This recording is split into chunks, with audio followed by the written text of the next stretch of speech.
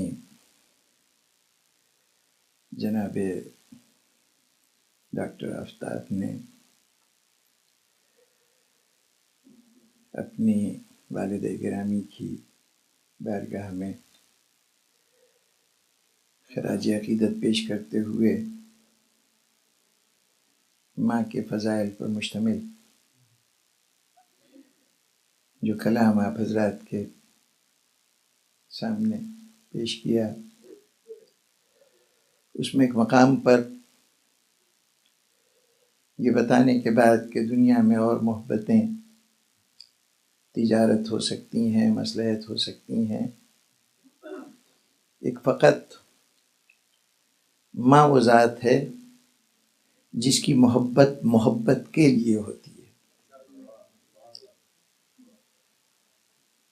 اگر ماں کے انداز فکر سے انسان تھوڑا سا بھی آگاہ ہو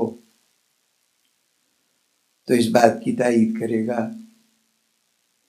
کہ جو ماں محبت کرتی ہے وہ کسی لوس، کسی غرض، کسی فائدے کے لیے نہیں، صرف برائے محبت ہوتی ہے۔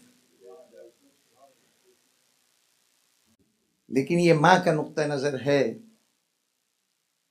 کیا قدرت کا بھی یہی نقطہ نظر ہے؟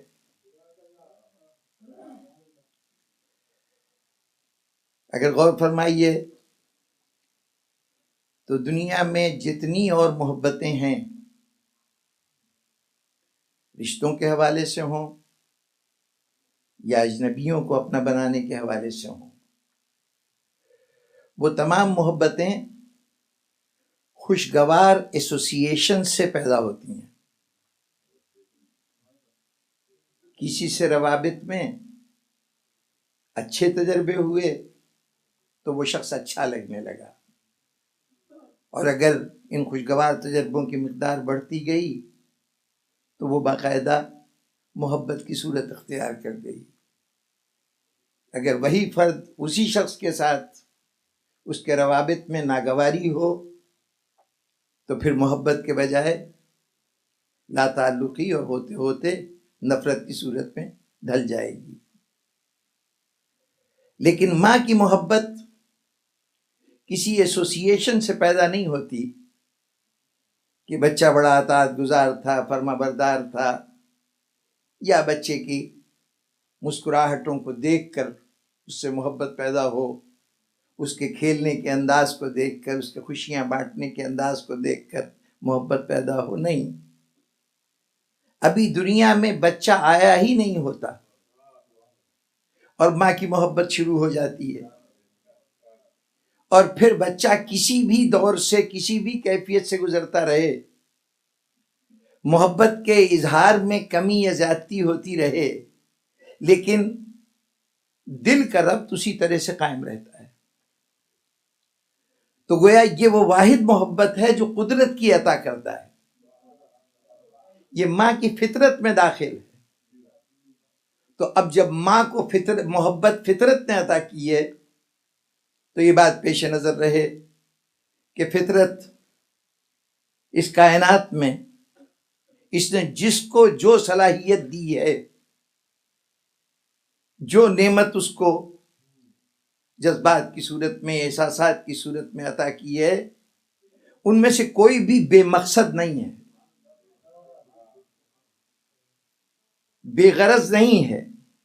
وہ غرض قدرت کی غرض ہے، اس کے پیش نظر کوئی منصوبہ ہے جس کے تحت انسان کو نفرت بھی دی گئی، محبت بھی دی گئی، شفقت بھی دی گئی، یہ سب صلاحیتیں جو عطا کیں، تو کوئی نہ کوئی مقصد اس کے ساتھ وابستہ ہے۔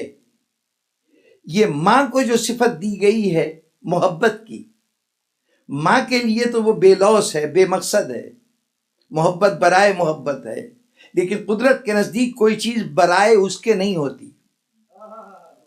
اس نے زندگی دی ہے تو کسی مقصد سے، اور زندگی کو اگر سجایا ہے مختلف جذبوں سے تو ہر جذبہ بھی اپنے سامنے کوئی مقصد رکھتا ہے۔ یہ جو ماں کو نعمت محبت دی گئی ہے، اس کا مقصد کیا ہے؟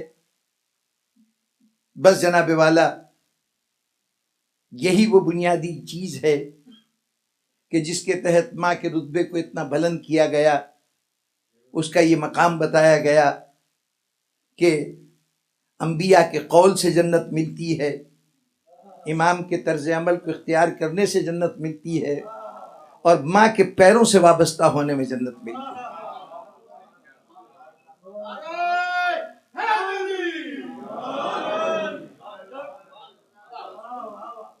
یہ جو ماں کو مقام ملا ہے اس مقصد کے پیش نظر جس کے لیے نعمت محبت عطا کی گئی ہے۔ اگر غور فرمائیے، انسان کے رویے میں اس محبت کے مقصد کو سمجھنے سے پہلے اگر عالم حیوان کو نظر دوڑائیں گے تو آپ یہ دیکھیں گے کہ یہ ممتا کا جذبہ کم و بیش بیشتر حیوانوں میں موجود ہے۔ اور یہ جذبہ کیوں ہے تو آپ اندازہ لگائیے کہ جہاں کسی حیوان کی نئی نسل دنیا میں آئی، ممتا اپنی پوری قوت کے ساتھ اس حیوان میں نمایاں ہو گئی۔ بظاہر کسی خونخوار درندے کو دیکھ کر بھاگنے والا ایک چوپایا کہ جو درندے کا مقابلہ نہیں کر سکتا، اپنی زندگی بچانے کی فکر کرتا ہے، لیکن اگر کسی مرحلے پر اس کے بچے پر کوئی آنچ آنے لگے تو اپنی وہ بزدلی فراموش کر دیتا ہے، کم ہمتی نظر انداز کر دیتا ہے۔ وہ ماں ٹکرا جاتی ہے بڑی سے بڑی قوت سے۔ کنجش کے کم مایا یہ گھروں کی چڑیاں یہ شہباز و شاہین سے لڑنے پہ آمادہ ہو جاتی ہیں بچوں کو بچانے کے لیے۔ صحرا کا ہرن بظاہر غذا بن جانے والا درندوں کی، وہ درندوں کے سامنے سینہ سپر ہو کے کھڑی ہو جاتی ہے بچے کو بچانے کے لیے۔ یہ ممتا نہیں ہے تو اور کیا ہے؟ لیکن عجیب بات ہے کہ وہی ماں جو بچے کے لیے اپنی جان کو خطرے میں ڈال رہی تھی، ہر لمحے کی قربانی دے رہی تھی، بچہ بڑا ہوا، اسے چلنا آ گیا، اسے غذا تلاش کرنا آ گیا، اسے جنگل میں رہنا آ گیا، تو اب رفتہ رفتہ ماں کے طرز عمل میں اجنبیت پیدا ہونے لگی۔ اور اگر کچھ دیر کے لیے الگ ہو گئے اور پھر کبھی ملے تو نہ ماں بچے کو پہچان رہی ہے نہ بچہ ماں کو پہچان رہا ہے۔ اس کا مطلب یہ ہے کہ یہ جو ممتا کی نعمت اس کو عطا ہوئی تھی، اس لیے عطا ہوئی تھی کہ یہ اسی نعمت کو اللہ ذریعہ بنانا چاہتا ہے اس بچے کے اندر چھپے ہوئے کمالات کو ظاہر کرنے کے لیے۔ جو صلاحیتیں دے کے اس نے بھیجا ہے اس حیوان کو، جو قوتیں دے کے بھیجی ہیں، جب تک وہ صلاحیتیں پوری طرح ابھر نہیں آتی ممتا موجود رہتی ہے۔ اس دن ممتا ختم ہو جاتی ہے جب وہ صلاحیتیں اپنے طور پر کامل ہو جاتی ہیں، اس مقام پہ پہنچ جاتی ہیں جہاں اسے پہنچنا چاہیے۔ آپ نے دیکھا کہ آشیانوں میں رہنے والے پرندے اپنے بچوں کی حفاظت کے لیے کیا کچھ نہیں کرتے۔ ان کے لیے جبکہ ان کے بالوں پر نہیں ہوتے تو غذا کی فراہمی کرنا اور لا کے ان کو غذا کھلانا، جتنی بھی کوشش ہو سکتی ہے ان کے لیے کر رہے ہیں۔ یہ مظاہرہ ممتا کا ہے۔ کب تک؟ جب پر نکل آئے تو اسی ماں نے بچے کو دھکے دے کے آشیانے سے باہر نکال دیا، اس لیے کہ تمہارا تربیتی عمل مکمل ہو گیا۔ اب تم بھی اس مقام پہ آ گئے کہ جہاں اپنے ماں اور باپ کی صلاحیتوں کا تم میں پوری طرح سے جلوہ افروز ہو گئیں، تو اب اس کے بعد ممتا کی ضرورت نہیں رہی۔ معلوم ہوا کہ ممتا ملی اس لیے ہے کہ ناقص کو کامل بنا سکے، ایک عام انسان کو انسان کامل بنا سکے، انسان کی تربیت کر کے اسے اس مقام پہ پہنچا سکے کہ جہاں اس کو صاحب کمال کہا جائے۔ اب اگر انسان کے ماں میں یہ جذبہ زندگی کے پورے دور میں جاری و ساری رہے، عمر کے کسی دور سے بھی انسان گزر رہا ہو، ماں کی ممتا موجود ہو، تو اس کا مطلب یہ ہے کہ ماں کے سایہ شفقت سے محرومی انسان کے لیے کسی وقت بھی مفید نہیں ہے۔ ماں مستقل تربیت کا ذریعہ رہے گی۔ وہ تربیت اس نوعیت کی نہ سہی کہ جہاں یہ بتایا جائے کہ کھانا کیسے کھاؤ، جہاں یہ بتایا جائے کہ پیروں سے چلو کیسے چلو۔ وہ تربیت کے ابتدائی مراحل تھے۔ اب سن شعور کے اس مقام پر پہنچ چکے ہیں جہاں ان ابتدائی باتوں کی ضرورت نہیں، لیکن جب کبھی جذباتی انتشار ہو، جب کبھی مصائب کا ہجوم ہو، جب زمانہ ظلم و ستم پہ آمادہ ہو، پھر ماں کی ضرورت ہے۔ ماں ذرا اپنے رحم و کرم کی پناہ میں لے لے تاکہ زمانے کے آندھیوں سے میں اپنے آپ کو محفوظ سمجھ سکوں۔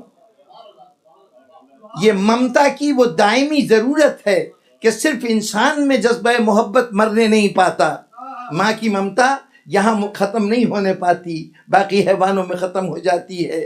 تو گویا اب ماں کا اصل شاہکار زندگی کے مسائل میں اسے زندگی کوئی شعبہ دے دے، اسے اپنے گھر کی ضروریات کو پورا کرنے کے لیے، اپنے مسائل کو حل کرنے کے لیے اسے معاش کے میدان میں تگ و دو کرنی پڑے، اسے سیاست کے میدان میں دخل دینا پڑے، اسے کسی مرحلے پر مسند اقتدار پہ بیٹھنا پڑے، کسی موقع پر اسے میدان جنگ میں جانا پڑے، یہ جتنے بھی کردار ہیں یہ اضافی کردار ہیں۔ ماں کا حقیقی کردار اس بچے کی تعمیر ہے جو اللہ نے اس کی گود میں عطا کیا ہے، اس کا اصل کردار وہ ہے۔ اور جب کبھی کسی ماں کی عظمت کا تذکرہ ہوگا تو اس حوالے سے ہوگا کہ اس کا شاہکار اس کی وہ اولاد ہے کہ جسے اس نے بنا کے دنیا کے سامنے رکھا ہے۔ اور یہاں صرف اس کے ہاتھ پیر کا صحیح سلامت ہونا کافی نہیں، صرف اس کا صحت مند ہونا کافی نہیں، اس کا خوش شکل ہونا کافی نہیں، بلکہ ماں کا کارنامہ یہ ہے کہ اس نے اپنی اولاد کے کردار کو کیسا بنایا ہے۔ جہاں تک اس کے اس ماں بننے کا تعلق ہے وہ تو عطیہ قدرت ہے، وہ نظام قدرت کا ایک لازمی نتیجہ ہے۔ وہ عوامل جمع ہو جائیں کہ جو کسی کو ماں بنا سکیں تو ماں بن جائے گی، لیکن یہ وہ ماں نہیں ہے جس کے پیروں تلے جنت ہے، یہ وہ ماں ہے کہ جو اس ناقص کو اب بلند کر کے کامل بنائے گی، جو جنت کے حصول کا ذریعہ بنائے گی۔ اور گفتگو کو زیادہ طول نہیں دینا چاہتا، ابن خلدون نے اپنے مقدمہ تاریخ میں ایک مقام پر کہا ہے کہ دنیا میں کوئی 3 نسلیں لگاتار عظمت کی حامل نہیں ہوتی۔ اگر دادا بہت ہی عظیم ہے تو اس کے بعد بیٹا کچھ اس کے مقابلے میں کم ہوگا، اور پوتے تک پہنچتے پہنچتے وہ عظمت ختم ہو جائے گی، پھر نئے سرے سے شروع ہو تو اور بات ہے، لیکن 3 نسلوں سے زیادہ بڑائی، بزرگی، عظمت آگے نہیں بڑھتی۔ جس وقت ابن خلدون یہ کہہ رہا تھا اس کی نگاہ میں ایک گھرانہ نہیں تھا کہ جہاں پر 3 نسلوں کی بات نہیں تھی، کم از کم 9 نسلیں لگاتار ایسی گزرتی گئیں۔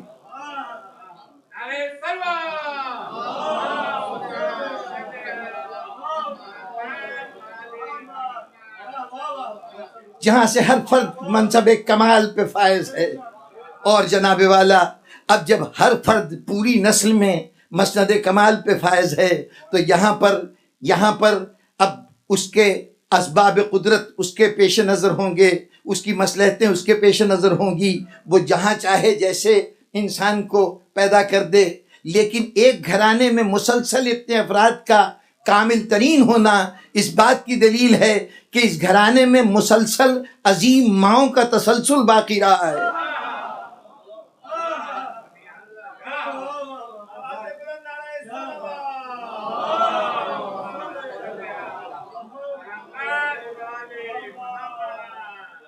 ایک مختصر سا جائزہ عرض کروں، شاید یہ باب ہماری توجہ کا آج بھی مستحق ہے کہ ہم ان ماؤں کے متعلق جانیں کہ جن کی گود میں پالے ہوئے زمانے کے امام بنے، جن کی مثال کوئی اور نہیں تھا، ان ماؤں پر ہم نے توجہ نہیں دی۔ وہ مائیں معمولی مائیں نہیں ہیں۔ اگر اس میں سے مادر اول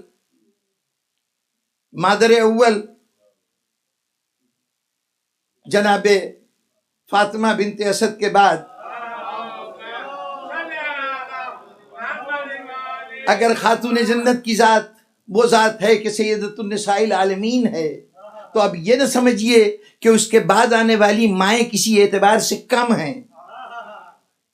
حسن اور حسین دینا اگر اس ماں کا کارنامہ تھا تو سید سجاد بھی جس نے دیا ہے وہ بھی عظیم ماں تھی، جعفر و باقر جس نے زمانے کے حوالے کیے ہیں وہ بھی عظیم ماں تھی، اور جس نے اس کائنات کے آخری اس حجت کو زمانے کے حوالے کیا ہے وہ بھی ایک عظیم ماں تھی۔ ان سب کی عظمتوں کا جائزہ لینا چاہیے۔ یہ غیر معمولی صورتحال ہے کہ جتنی مائیں ہیں ان سب کے گود کے پالے ہوئے امام کے منصب پہ فائز ہوں، امامت کے منصب پہ فائز ہوں، ایک گھرانے میں آنے والی یہ خواتین۔ اور یہاں پر بزرگان محترم ایک بڑا اہم پہلو ہے، یہ جو ہمارے 12 امام ہیں ان میں سے 5 امام وہ ہیں جن کی مائیں بنی ہاشم سے تعلق رکھتی ہیں یا قریشی ہیں۔ ایک تھوڑا سا پس منظر عرض کر دوں، حضرت نوح جس وقت اپنی کشتی لے کے آئے اور اس میں کچھ لوگ سوار تھے، تو جب وہ 80 کے قریب افراد تھے، جب وہ کشتی رکی اور یہ سب کے سب ایک مقام جو آج بھی ترکی کے اندر پایا جاتا ہے، حران اس مقام کا نام ہے، وہاں پر سب سے پہلے ان لوگوں نے آ کے مستقل قیام کیا تھا۔ کوہ جودی پہ کشتی رکی تھی، حران کے مقام پہ قیام کیا تھا۔ اس حران کا نام ماضی میں قدیم نام جو ہے وہ سوق الثمانین ہے، 80 آدمیوں کا بازار۔ اس میں وہ 80 آدمی آ کے ٹھہرے تھے جو حضرت نوح کی کشتی پہ آئے تھے۔ پھر زمانے میں اللہ کی اپنی مصلحت کہ وہ تمام کے تمام افراد ایک وبا کا شکار ہو گئے، اس میں سب کے سب اس جار فانی سے کوچ کر گئے، صرف حضرت نوح اور ان کے 3 بیٹے اپنے خاندان کے ساتھ باقی بچے۔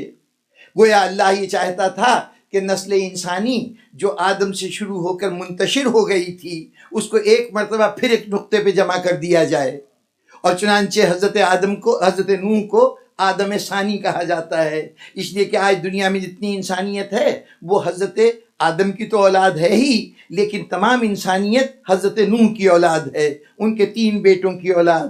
ایک کا نام سام تھا، ایک کا نام حام تھا، ایک کا نام یافس تھا۔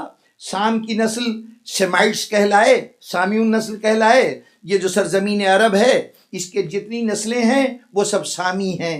جو افریقہ میں جا کے آباد ہوئے وہ حامی کہلائے، حضرت حام کی اولاد میں سے تھے۔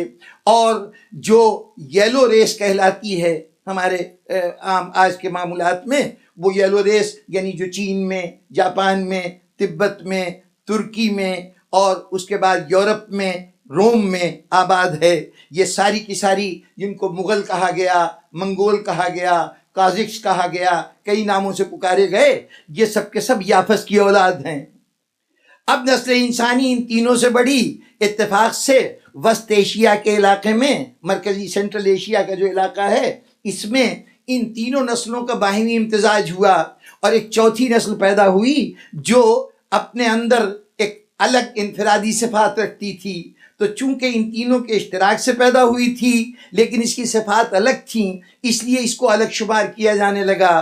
یعنی جہاں پر سرزمین افریقہ کے سیاہ فام ہیں وہ حام کی اولاد، جہاں پورے دنیا کے باقی علاقوں کے سفید فام، اور یہ جو سانولے رنگت ہے یہ سانولی رنگت حقیقی رنگت نہیں ہے، یہ موسم کے تحت اختیار کی جانے والی رنگت ہے، ورنہ اگر یہ مستقل رنگت ہوتی تو جیسے سیاہ فام چاہے سرد علاقے میں رہیں چاہے گرم علاقے میں رہیں ان کی سیاہی ختم نہیں ہوتی، کیونکہ وہ نسلی خصوصیت ہے۔ یہ رنگ جو موسم سے متاثر ہوتے ہیں یہ تمام رنگ گوروں میں شمار ہوئے، یا جو بھی اس کا نام رکھیے۔ اس نسل کے مورث اعلیٰ ہیں سام، اور یہ عرب سے دنیا کے اندر پھیلتی گئی۔ آریائی اپنی صفات الگ رکھتے تھے، وہ جو چپٹی ناک والی ایک نسل ہے وہ نسبتاً ایک یلو، ان کا پیلا رنگ ہوتا تھا اور وہ آج بھی پایا جاتا ہے، اس اعتبار سے وہ نسل الگ شمار ہوئی۔ یہ تینوں نسلیں بڑھنے لگیں۔ اب یہ عجیب بات ہے جس کی طرف توجہ دلانی ہے، ان نسلوں کو ذہن میں رکھیے۔ آپ کے ائمہ کی جو مائیں ہیں ان میں سے 5 مائیں وہ ہیں جو سامیون نسل ہیں۔ ایک ماں جناب امیر المومنین کی جناب فاطمہ بنت اسد۔ فاطمہ بنت اسد وہ شخصیت ہیں کہ پہلی ہاشمی خاتون پہلے ہاشمی مرد سے بیاہی گئی۔ جناب ابو طالب والد عبد المطلب، ان کے والد گرامی جناب ہاشم، اور ادھر جناب فاطمہ والد ان کے اسد، اور اسد کے والد جناب ہاشم۔ تو جناب ہاشم کی پوتی کا جناب ہاشم کے پوتے سے شادی ہوئی، اور چنانچہ جب ان دونوں کے اشتراک سے جو نسل سامنے آئی اس کو دنیا نے یہ کہہ کے متعارف کرایا کہ یہ پہلے نجیب الطرفین ہاشمی ہیں، جناب فاطمہ بنت اسد اور جناب ابو طالب کی جو اولاد ہے وہ پہلے نجیب الطرفین ہاشمی ہیں. اچھا، جیسے یہ نجیب الطرفین ہاشمی تھے ویسے پہلے نجیب الطرفین حسنی اور حسینی دونوں طرف سے جو سید ہیں ان کا نام امام محمد باقر علیہ السلام ہے. اس لیے کہ امام زین العابدین علیہ السلام کی شادی جناب فاطمہ بنت امام حسن کے ساتھ ہوئی. یہ امام حسین کے بیٹے، وہ امام حسن کی بیٹی، جس کے نتیجے میں امام محمد باقر علیہ السلام دنیا میں تشریف لائے. تو اس اعتبار سے یہ نجیب الطرفین سید ہیں دونوں طرف سے، ایسے سید کہ جو ایک امام حسن کی اولاد ہے اور ایک امام حسین کی اولاد ہے. تو چنانچہ جناب امیر کے علاوہ امام حسن اور امام حسین جن کی والدہ سیدۃ النساء العالمین وہ بھی اسی گھرانے کی فرد، وہ ماں ہیں. اور اس کے بعد امام محمد باقر علیہ السلام وہ شخصیت ہیں جو ہاشمی ہیں، ماں باپ دونوں کی طرف سے وہ سید ہیں. اس کے بعد امام جعفر صادق علیہ السلام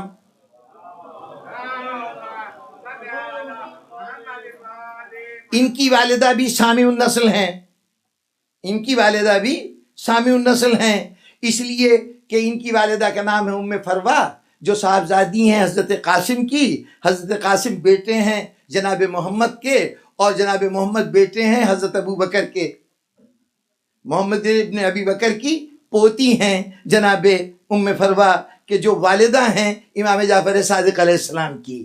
بس یہ 5 امام، امیر المومنین، امام حسن، امام حسین، امام محمد باقر اور امام جعفر صادق علیہ السلام، یہ وہ ہستیاں ہیں کہ جن کی ماں سامع النسل ہیں. اب اس کے بعد 3 امام ایسے ہیں جن کی مائیں جو حامی نسل کی ہیں. جناب امام موسی کاظم علیہ السلام کی والدہ گرامی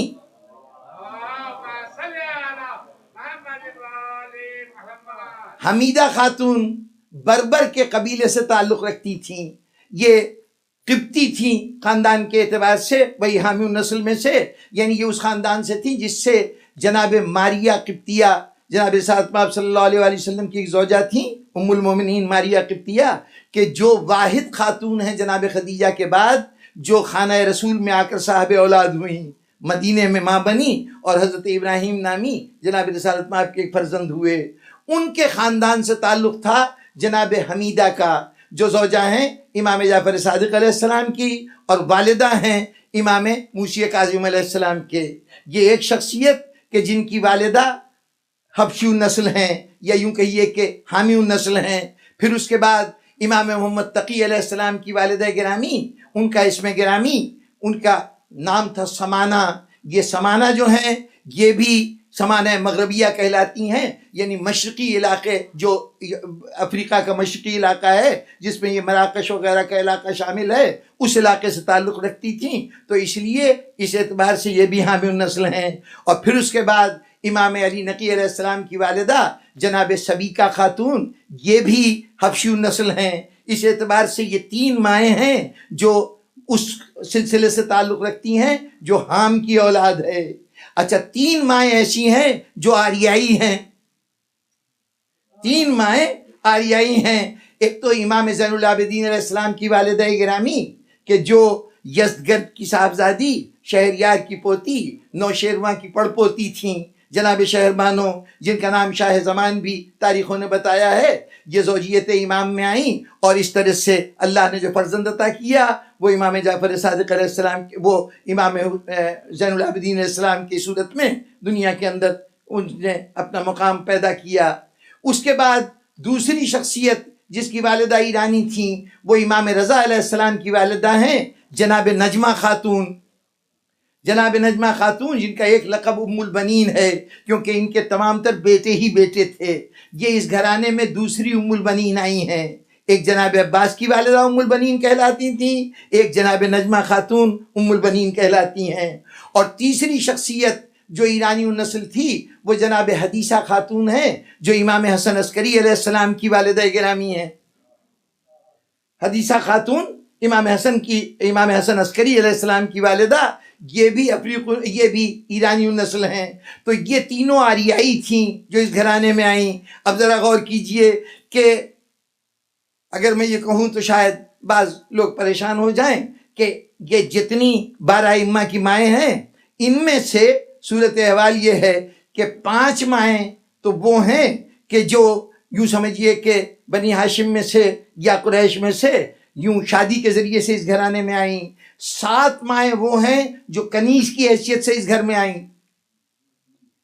7 مائیں ائمہ کی وہ ہیں جو کنیز کی حیثیت سے آئیں. یہ کنیزی کا لفظ ہمیں شاید ناگوار گزرے، لیکن اسلام نے یہ سمجھتے ہوئے کہ جیسے انسان نے اب انسان کو کئی پیشوں میں کئی قسموں میں تقسیم کر دیا ہے، یہ لوہار ہے، یہ بڑھئی ہے، یہ فلاں ہے، یہ فلاں ہے، اسی طریقے سے ایک حیثیت اس کی یہ ہے کہ وہ کنیز یا غلام ہے. اس کنیز اور غلام کے ہونے سے اس کی انسانیت کے شرف پر کوئی حرف نہیں آتا. چنانچہ اسلام نے غالباً یہی بات ثابت کرنے کے لیے یہ اہتمام کیا کہ وہ بہترین شخصیتیں جو زمانے کی ہدایت و رہنمائی کریں ان میں سے اکثریت کو کنیزوں کے بطن سے پیدا کیا. لیکن میں اس سے زیادہ اس کی ضرورت اس حوالے سے سمجھتا ہوں کہ یہ کنیزیں کیوں؟ اس لیے کہ امام کی ماں اپنے عہد کی عظیم ترین خاتون ہونی چاہیے. جیسے امام کا باپ اپنے عہد کا سب سے بلند مرتبہ انسان ہوتا ہے، اسی طریقے سے اس کی ماں بھی کوئی معمولی عورت نہیں ہوتی. اب یہ عظمت انسانی کسی ایک علاقے یا کسی ایک جگہ کے لیے مخصوص نہیں ہو سکتی تھی. اللہ چاہتا تھا کہ اگر باپ کو ایک نسل میں پیدا کیا ہے تو کم از کم مائیں جو ہیں وہ پوری دنیا کی ترجمانی کریں. چنانچہ جہاں بنو سام تھے ان کی اولاد بھی گھر کے اندر آئی ماں کی حیثیت سے، حام کی اولاد بھی ماں کی حیثیت سے آئی، آریوں کی اولاد بھی ماں کی حیثیت سے آئی. اس طرح سے پوری دنیا کی منتخب ترین عورتوں کو، اب ظاہر ہے کہ وہ زمانہ آج کا زمانہ نہیں تھا، نقل و حمل اتنا آسان نہیں، سفر اتنا آسان نہیں، اس لیے ان خواتین کے خانہ رسالت میں آنے کے لیے یہی ایک نظام ہو سکتا تھا کہ ان کو غلام یا کنیز کی حیثیت سے یہاں تک لایا جائے، ورنہ ان کے مرتبے میں کوئی کمی نہیں. یہ عظمتوں کی حامل خواتین تھیں. 3 نسلیں جمع ہو گئیں، 2 اصلی نسلیں اور تیسری وہ نسل کے جو ان کے امتزاج سے بنی تھی. حامیون نسل بھی آ گئے اس گھرانے میں، سامیون نسل بھی آ گئے اور اس کے ساتھ ساتھ آریائی بھی آ گئے. ابھی ایک نسل باقی تھی، یافسی نسل. تو چنانچہ ترکی کے قریب روم سے وہ نسل جو ترکوں سے تعلق رکھتی تھی، وہاں کے حکمران کے خاندان کی لڑکی جس کا نام نرجس خاتون ہے، یشوع نام کے شخص کی بیٹی، ان کو اللہ نے اہتمام کیا کہ وہ امام حسن عسکری علیہ السلام کی زوجیت میں آئیں اور زمانہ حاضر کے امام کی والدہ بنیں.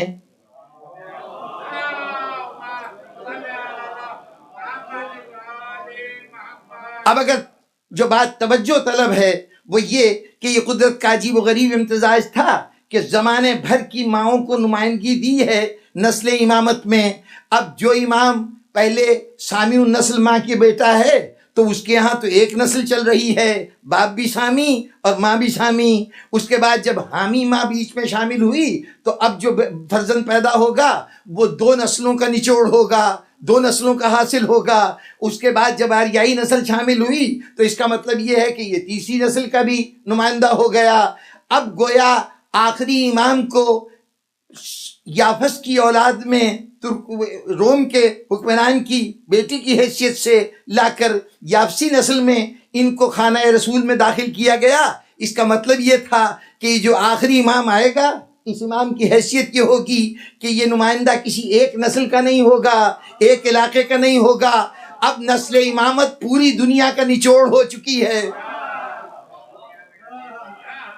گویا دوسرے لفظوں میں یہ کہا جا رہا ہے کہ وہ جو ایک دائرہ شروع ہوا تھا، ایک قوس شروع ہوئی تھی، پھیلاؤ شروع ہوا تھا آدم سے، وہ نوح کی ذات پہ آ کے جمع ہو گیا ایک نقطے پر، پھر وہ 3 سمتوں میں پھیلنا شروع ہوا اور ہوتے ہوتے پوری دنیا کی آبادی بن گئی. تو اب آخری زمانے کا آخری امام آئے تو وہ ان تمام نسلوں کا نچوڑ بھی ہو اور ان تمام نسلوں کو ایک نقطے پہ جمع کرنے والا بھی ہو. بس جناب والا، یہ ان ماؤں کی عظمتوں کا نتیجہ ہے کہ آج یہ زمانے کے امام ہمارے سامنے ہیں. ان کو اللہ نے جو مقام دیا ہے وہ اپنی جگہ پر، لیکن ظاہر ہے کہ مادی اعتبار سے، دنیا کے وسائل کے اعتبار سے ہمیں ماننا پڑے گا یہ ماؤں کی تربیت کا نتیجہ ہے. کامل ماؤں نے کامل فرزند زمانے کو دیے. اور کیا کہنے اس ماں کے کہ جو دنیا سے جائے تو ایک طرف تو مومنہ ہو، سب سے بڑا اعزاز، مرنے والے کی سب سے بڑی آرزو کہ جب دنیا سے جائیں تو حالت ایمان میں جائیں، یہ سب سے بڑی نعمت ہے. لیکن وہ مومنہ کہ جو اس مکتب فکر سے تعلق رکھتی ہے، اس کے ساتھ خصوصیت ہے، یہ عام عورت نہیں ہے. اس مکتب فکر کی عورت عام عورت نہیں ہے. دیکھیے جناب زینب کے پاس ایک بہت بڑا مشن تھا، ایک بڑی موومنٹ تھی. وہ موومنٹ کا تذکرہ کرتا ہوں. پہلے ایک جملہ سن لیجئے کہ دنیا میں کوئی تحریک باقی نہیں رہ سکتی اگر اس کے پیچھے جذباتی قوت نہ ہو. عقل محض نظریے دے سکتی ہے، تحریک نہیں بن سکتی. تحریک کے لیے جذباتی قوت کا ہونا ضروری ہے، شجاعت ہو، ہمت ہو، جس کو آپ آسان لفظوں میں کہتے ہیں، اس میں انیشیٹو ہونا چاہیے. جب تک وہ انیشیٹو موجود رہتا ہے تحریک موجود رہتی ہے. جب انیشیٹو ختم ہو جاتا ہے تو پھر تحریک کچھ دن تک تو رسم و رواج بنتی ہے اور اس کے بعد دم توڑ دیتی ہے. دنیا میں جتنی تحریک ہوئی وہ جذبوں کی قوت پہ پھیلی. جب تک جذبہ رہا تحریک رہی. اب بڑی بات کو چند جملوں میں مختصراً کہوں کہ ایک بڑی خرابی یہ ہے کہ تحریک کی بقا کے لیے جذبہ چاہیے، اور جذبہ انسان کے ذہنی کیفیتوں میں سب سے مختصر عمر رکھنے والی کیفیت ہے. عقل کے معاملے پوری زندگی جو انسان نظریے بنا لیتا ہے ان نظریوں کے ساتھ گزارا کر سکتا ہے، وہ ان سے دستبردار نہیں ہوتا. لیکن ابھی بیٹھا ہوا انسان خوش ہے، کچھ دیر میں غمگین ہو جائے گا. ابھی غمگین ہے، اچانک اس کے چہرے پہ بشاشت آ جائے گی. ہر لمحے جذبے بدلتے رہتے ہیں. اب تحریک باقی رہتی ہے جذبے کی بقا کے ساتھ. جذبہ بہت عارضی. اسلام خود بھی ایک تحریک تھا، وہ بھی باقی رہنا چاہتا تھا، اس لیے اس کو ضرورت تھی کسی جذبے کی. اس جذبے کے لیے اس نے ایک جذبے کو چنا جو انسان پر سب سے زیادہ اثر انداز ہوتا ہے. وہ جذبہ محبت کا جذبہ ہے. چنانچہ جو مودت اہل بیت آپ کے لیے ضروری قرار دی گئی وہ اس لیے کہ جذبہ برقرار رہے. لیکن یہ محبت برقرار کیسے رہے، یہ مودت کیسے برقرار رہے، یہ بھی تو جذبہ ہی ہے نا. اس کو کیسے زندہ رکھا جائے، اس کے لیے اللہ نے ہمیں ایک نعمت غم عطا کی جس کا نام کربلا ہے. اچھا، غم وہ نعمت تھی، غم وہ جذبہ تھا کہ جو دوسرے جذبوں کے مقابلے میں اور زیادہ شارٹ لیونگ تھا، اس لیے کہ یہ غم جو ہے یہ انسانیت کے لیے مہلک تھا، نقصان دہ تھا، زندگی کے لیے ایک ضرر کا باعث غم. اس لیے انسان کی فطرت میں یہ بات موجود ہے کہ اگر غم ہو تو فوراً اس کا حافظہ اس کو بھلانے کی کوشش کرتا ہے. اور ہم کہتے ہیں کہ ہر دکھ کا، ہر مصیبت کا علاج وقت ہے جو مرہم بن جاتا ہے، یعنی غم کا جذبہ باقی نہیں رہتا. اب اسلام باقی رہے گا جذبے سے. اس کے لیے جو جذبہ رکھا گیا وہ محبت کا تھا، محبت باقی رہتی تھی جذبہ غم سے. جذبہ غم بڑا عارضی تھا، اب اسے بطور تحریک کی قوت کے قیامت تک باقی رکھنا تھا.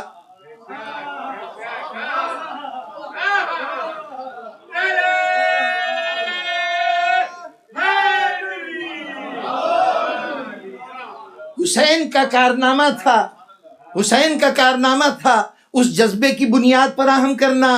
زینب کا کام تھا کہ اس جذبے کو قیامت تک باقی رکھنا ہے. تقسیم کار یہ ہوا کہ حسین نے بنیاد فراہم کی، حسین زینب کو اس جذبے کو قیامت تک باقی رکھنا ہے. تو اب یہ جذبے کو قیامت تک کیسے باقی رکھا جائے؟ زینب نے اس کے لیے ایک فوج بنائی اور اس فوج کا نام ہے ماں. یہ کام ماں کے سپرد کر دیا کہ اب عزاداری کی وراثت کو تمہیں منتقل کرنا ہے. آج ہمارے یہاں عزاداری رسم نہیں ہے، ایک کیفیت ہے جو ہم پہ طاری ہو جاتی ہے، ایک مستقل جذبہ ہے جو ہمیشہ جوان رہتا ہے. یہ جذبہ جوان ہے تو اس ماں کی آغوش تربیت کا نتیجہ ہے جس نے انگلی پکڑ کر ہمیں مجلسوں میں جانا اور آنا سکھایا. جب ہم نے بولنا شروع کیا تو اس نے یا حسین کہنا سکھایا، جب ہاتھوں میں طاقت آئی تو اس نے ماتم کرنا سکھایا۔ بس جب اس نے ہمیں عزاداری کو ہمارے رگ و ریشے میں اپنی تربیت کے دوران داخل کر دیا تو اب وہ ماں ایک عام عورت نہیں رہی، ایک تحریک کی نمایاں رہنما ہے۔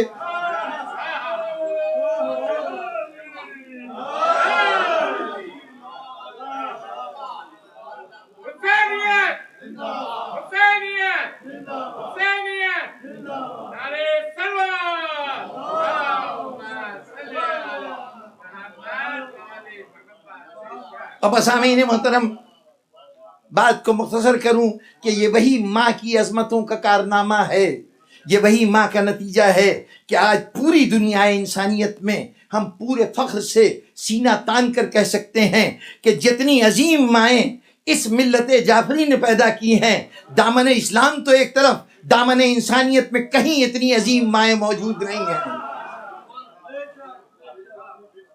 وہ رسولوں اور اماموں کو جنم دینے والی مائیں، وہ بھی ہماری صف کی مائیں ہیں، لیکن ان ماؤں کی بات نہیں۔ 1400 سال سے ایک جذباتی تحریک کو مستقل طور پر زندہ سلامت رکھنا، یہ کتنی عظیم مائیں ہیں کہ کوئی دنیا جذبے کو زندہ نہیں رکھ سکتی، ان ماؤں نے زندہ رکھا ہے۔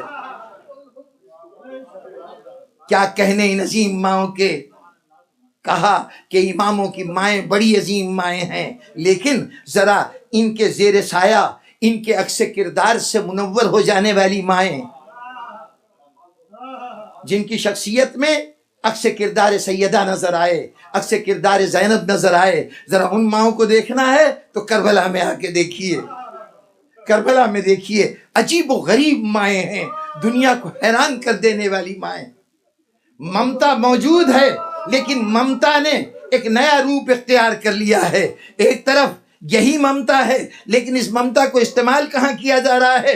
دیکھو بچوں، فرض کی ادائیگی میں کوتاہی نہ ہونے پائے۔ پوری رات مائیں بچوں کو لیے بیٹھی رہیں، بیٹا تمہارے زندگی کی آرزو نہیں ہے، زندگی کی تمنا نہیں ہے، دیکھو میری ممتا کا کمال تو تب ہے کہ کل فرض میں کوتاہی نہ کرو۔ جناب والا، ایک مومنہ ماں، ایک عزادار ماں دنیا سے چلی گئی۔ آج اولاد کو تشفی کی ضرورت ہے، اولاد کو تعزیت کی ضرورت ہے۔ کس ماں کا تذکرہ کروں؟ کربلا کا باب ماؤں سے بھرا ہوا ہے۔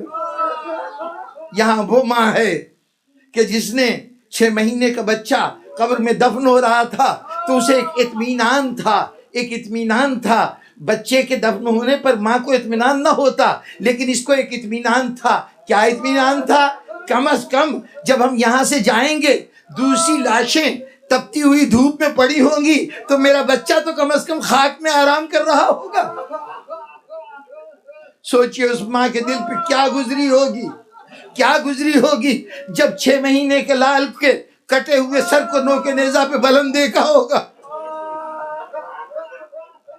ایک وہ ماں تھی، وہ ماں تھی۔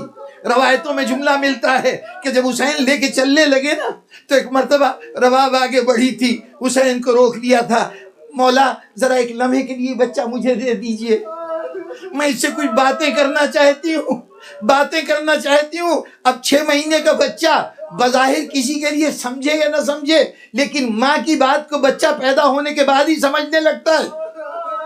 چنانچہ مخاطب ہوئی، میرے لال میں جانتی ہوں ابھی تیر کھا کے تو اپنی دادی کی گود میں ہوگا، دادی کی گود میں ہوگا۔ میرے لال میں تو تب جانوں، دادی کے پاس جا کے شکایت نہ کرنا کہ ماں نے منہ نہیں دھلایا تھا، کہہ دینا ماں کو پانی میسر نہیں تھا۔ اور بیٹے ایک بات اور کہنا چاہتی ہوں، دیکھو ابھی تیر لگے گا تو تیر کھا کے رونا نہیں، رباب بدنام ہو جائے گی۔ اور اس کے بعد آخری وصیت کیا کی؟ آخری وصیت کیا کی؟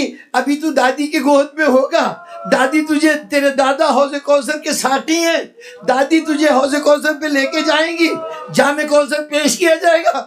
بیٹا میں دودھ نہیں بخشوں گی اگر بابا سے پہلے تو نے اپنی پیاس بجھا لی۔ بزرگان گرامی، کس کس ماں کا تذکرہ کروں؟ علی اکبر کے ماں کی بات کروں، اونو محمد کے ماں کی بات کروں؟ نہیں، ایک ماں کی بات کروں جو دیس میں بیٹھی تھی، بچہ پردیس میں تھا۔ ایک ماں تھی جو خود تو مدینے میں تھی، اس کے 4 بیٹے کربلا میں تھے۔ سب کو فکر ہوگی ماؤں کو، خدا میرے بچے کو سلامت رکھے۔ کربلا نے ممتا کے انداز بدل دیے۔ یہ ماں ہمیں دعا کر رہی ہے، علی نے منتوں سے عباس کو مانگا تھا، خدا بندہ عباس کو اس قابل بنا کہ وہ خدمت کر سکے، میری تربیت کا اثر دکھا سکے۔ اس لیے ماں کو اگر فکر تھی تو صرف اس کی کہ عباس نے اپنا کردار ادا کیا کہ نہیں۔ جب مدینے سے چلنے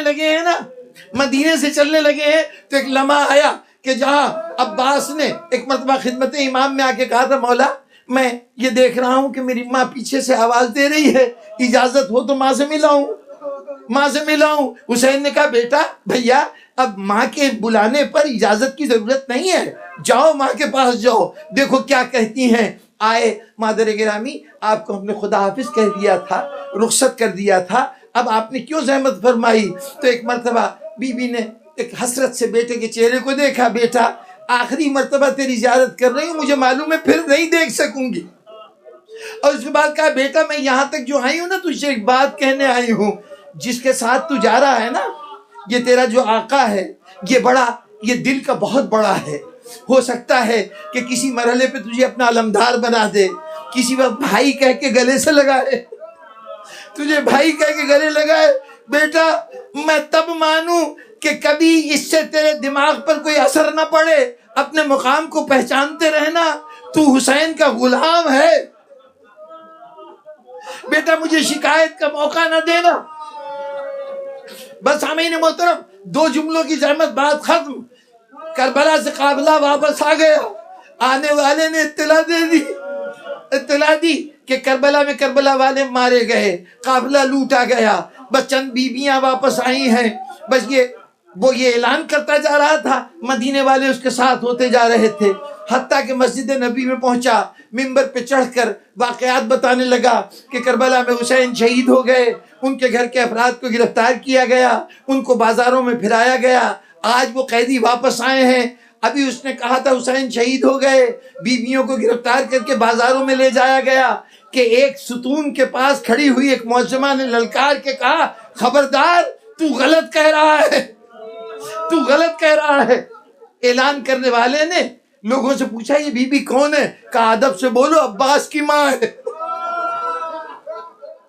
منبر سے اترا، آ کے عباس کی ماں کی قدموں پہ سر رکھ دیا، بی بی آپ کا کہا ہوا میرے لیے فرمان خدا بندی ہے، اگر آپ نے مجھے جھوٹا کہا ہے تو ضرور میں نے کوئی غلط بیانی کی ہوگی، بی بی مجھے میری غلطی سے آگاہ کر دے۔